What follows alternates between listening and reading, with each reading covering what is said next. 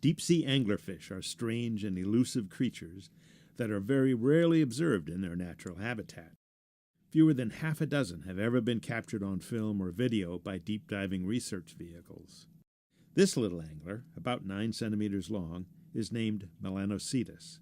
It is also known as Je suis franche, excusez-moi. Fini l'hypocrisie, moi, je me casse de là, j'en ai marre des langues de bois.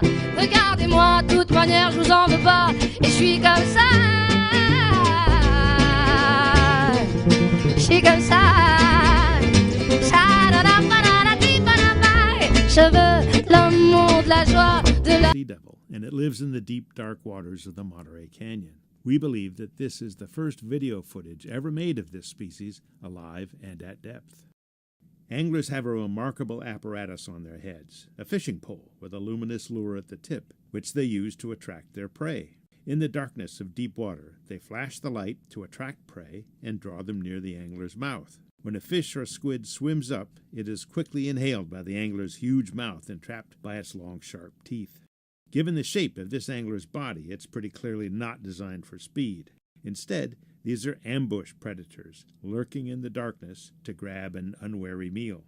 Another thing we can tell from the shape of the body is that this is a female. In this species, the males are much smaller, and they lack the fishing pole and lure. Males are ill-equipped for feeding, and their sole responsibility appears to be to find a female and mate with her as soon as possible.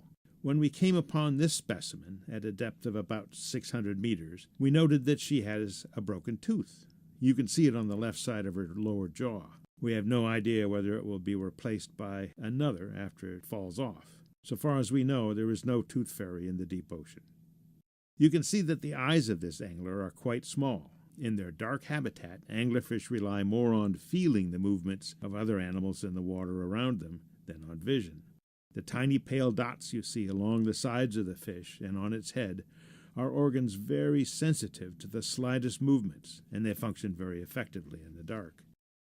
The deep sea is filled with surprises and wonderful creatures. Humans have only just begun to explore this vast realm, and we can only imagine what discoveries are yet to be made. This is Bruce Robeson from the Monterey Bay Aquarium Research Institute.